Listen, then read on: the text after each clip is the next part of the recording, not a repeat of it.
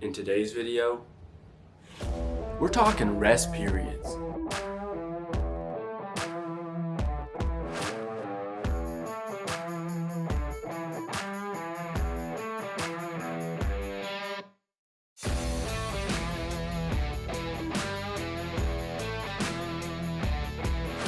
Welcome to the video, guys. My name is Tyler, also known as the Fit Chemist, and I help people take control of their lives by taking control of their fitness and nutrition habits so that ultimately we can lead healthier and happier lives. So if you're new here, welcome. Please consider subscribing. Turn those notification bells on so you don't miss when I post a new video. And if you are returning, welcome back. I am so glad that you are here. In the final video, before I go ahead and show you how I actually write the program itself, we're going to be talking about rest periods and lifting tempo. We're now getting into the things that aren't so important when it comes to writing a program, but they're a little important, so we can talk about them anyways.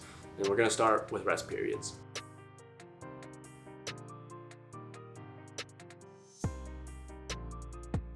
Why are rest periods important?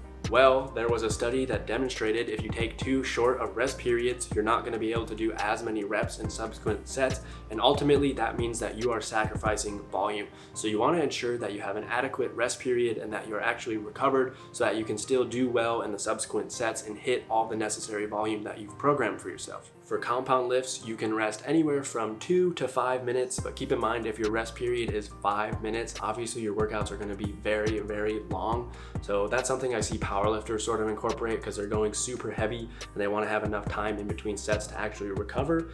Personally, I like going around 2 minutes and 30 seconds. I've found that's kind of a sweet spot for me when it comes to a compound movement, but this is personal preference, and as I've stated before, this stuff is not necessarily as important as the topics covered in previous videos, so I'd say find what works for you and stick with that. For isolation exercises, I would say anywhere from 1 minute to 1:30 would be good. I usually go around 1:15 because that's like enough time to rest, but then also sort of get a little bit of a pump if you're doing something like a bicep curl or tricep curl. You don't want to be resting 5 minutes between isolation exercises, but again, it's going to be personal preference. Feel out what's good for you and then just stick with that over the long run. In the last video, we talked about how exercise order matters, so we know that our compound movements are going to be coming at the beginning of our workouts, and then isolation movements are going to be coming at the end of our workouts.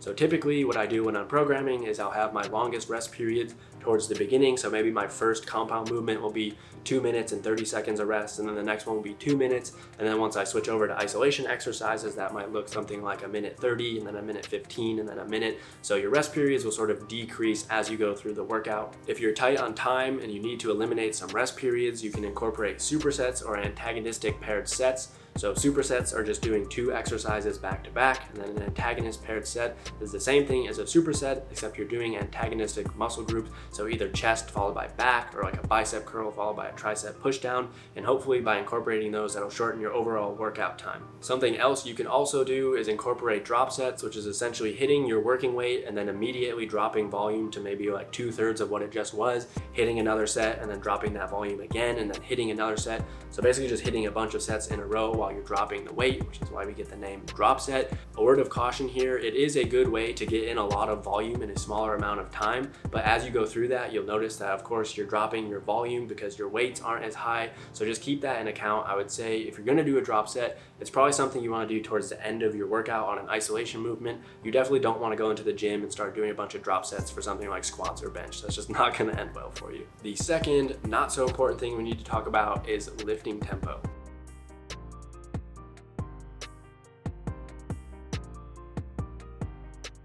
I feel like a lot of people try to slow down the eccentric part of a movement or lowering the weight. So let's say you're lowering a dumbbell on a bicep curl, or you're trying to squat and you're just lowering the bar very, very slow before coming back up in hopes of increasing your time under tension, which is true, but a lot of people don't realize that time under tension also has a magnitude component to it. Think about it. If only time under tension mattered, then all you'd have to do is bench super, super lightweight for very slow reps, and you would elicit the same muscle response as if you were benching heavy, which is just not the case. So yes, time under tension is important, but it's not the only thing that's important. If you're focusing on the other things like progressive overload and proper periodization and progression, this lifting tempo, again, it's at the top of this pyramid and it's not gonna be that important in the grand scheme of things. It's also possible that slowing down your lifting tempo can have a negative impact on volume, so you might actually be fatiguing yourself during the eccentric part of that movement, which is going to affect the concentric part or bringing the weight back up and contracting your muscle. So that's something to keep in mind as well. My suggestion is just going to be ignore lifting tempo. If you think about it, if you're squatting or benching or deadlifting heavy enough, are you really going to be thinking about the tempo of your reps? Probably not. I would say if you're focusing on the topics covered in previous videos, you're going to be good to go. You're going to get the results that you're after, and then lifting tempo is just not even going to be in your mind. There are cases where lifting tempo might come into play, so something like a pause squat as an accessory for a power lifter, or if you're really trying to like chase a pump on a bicep curl or something like that. But ultimately, like I said, this is at the top of the pyramid. It's really not that important in the grand scheme of things. So that's it for the series. You guys now know everything that you possibly need to know when it comes to writing your own program.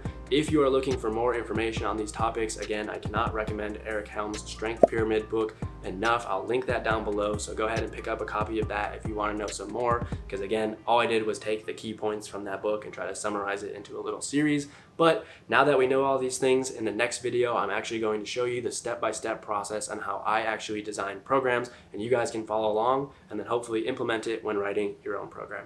Alright guys, that's it for today's video. I hope that you enjoyed it. If you did, please give it a thumbs up. Let me know in the comments down below. And again, if you are new here, be sure to subscribe. Turn those notification bells on so you don't miss when I post new videos, because I post new videos every single Friday. You do not want to miss when I go live. And with that, I'll see you in the next video.